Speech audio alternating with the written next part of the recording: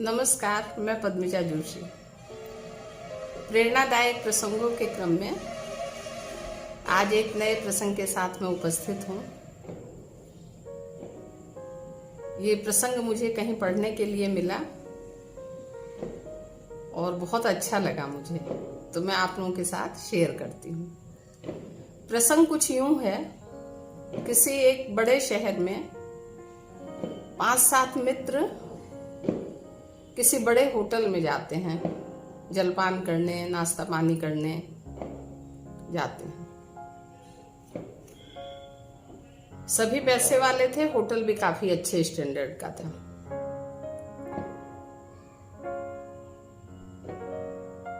तो इस कहानी को, इस प्रसंग को जिसने बताया है, जो बता रहा है इसमें, वो भी उन 5-7 लोगों में से एक व्यक्ति होता है।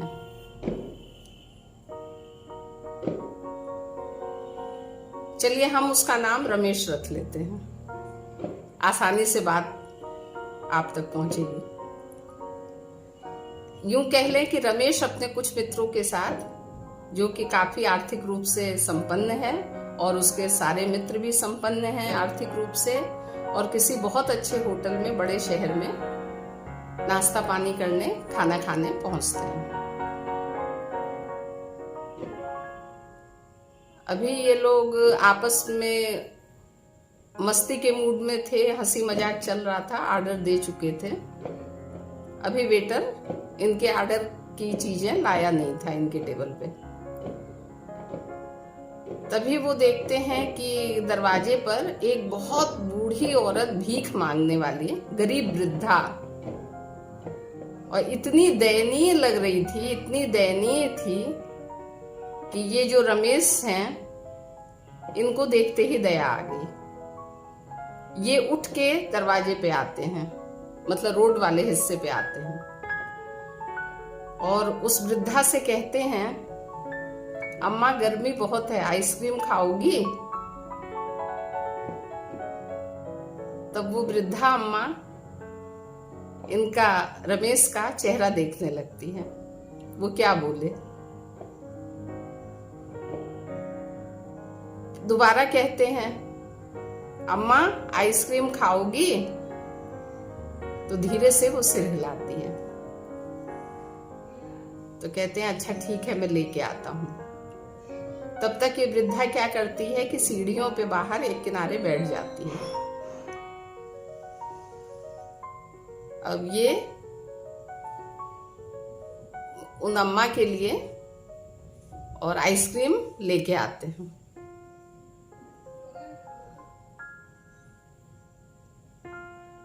अम्मा को देते हैं खाने के लिए।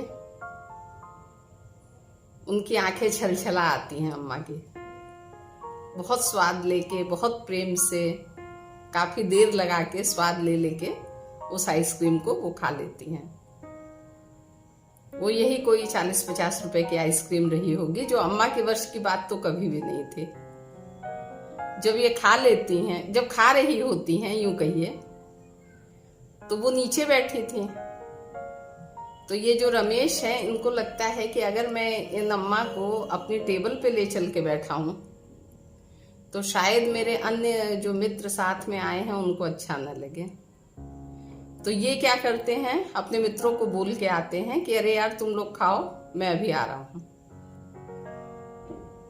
तो ये वहीं अम्मा के पास सीढ़ियों में बैठ जाते हैं। सोचते ही हैं कि इनको अगर मैं टेबल पे ले जाता हूं, ये नीचे बैठी हैं, अच्छा भी नहीं लग रहा है, तो शायद भाई उन लोगों को अच्छा न लगे या और किसी को अच्छा न लगे। होटल में सार्वजनिक जगह है। तो ये सोच के वो खुद अम्मा के पास बैठ जाते हैं। अम्मा जब खा लेती हैं तो अपने पास से जो उन्होंने साड़ी पहनी हुई होती है, फटी पुरानी सूती, उसके आंचल के छोर में से 6-7 रुपए खोल के देती हैं। तो इन्होंने कहा, रमेश ने, अम्मा आप ये क्या कर रही हो?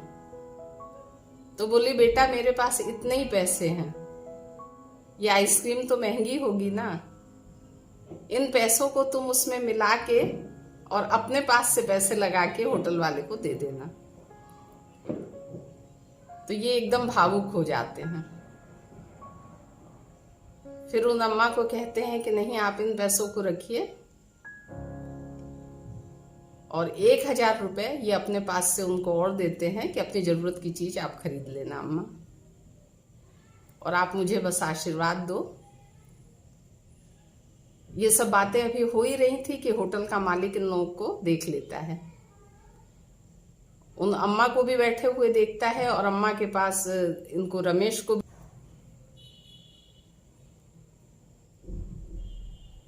तो वो फिर जो मालिक होते हैं वो बाहर आते हैं और अम्मा का हाथ पकड़ के स्वयं एक चेयर पे ले जाके बैठाते हैं और रमेश से कहते हैं आप भी नीचे मत बैठिए, अम्मा भी नहीं बैठेंगी देखिए। और जो होटल के मालिक होते हैं वो इतने प्रभावित होते हैं रमेश से, वो उस आइसक्रीम के पैसे नहीं लेते हैं और कहते हैं कि भगवान का दिया हुआ हमारे पास बहुत है। लेकिन आज के दिन मुझे सिर्फ इतना अनुभव हुआ कि हमारे यहाँ पैसे वाले लोग तो रोज आते हैं, अनगिनत आते हैं, सैकड़ों या हजारों की संख्या में आते हैं, लेकिन इंसान एक आज पहली बार आया है। और जो होटल के मालिक हैं वो रमेश के सामने हाथ जोड़ लेते हैं, गदगद हो जाते हैं और होटल में जितने भी लोग बैठे होते हैं सबके सामने इनकी प्रशंसा करते हैं और सभी लोग तालियां बजाने लगते हैं। इन चीजों से इनके मित्र भी बहुत प्रभावित होते हैं अपने दोस्त के प्रति। तो ये इस प्रसंग से यही शिक्षा मिलती है कि जो दीनहीन दुखी हैं उनको यदि हम लोग किसी टाइम पे कुछ खिला पिला दें, 10, 20, 30, 50 रुपए से अपना कुछ बनता बिगड़ता नहीं है। लेकिन हम लोगों को मौका पड़ने पर इतना करना चाहिए।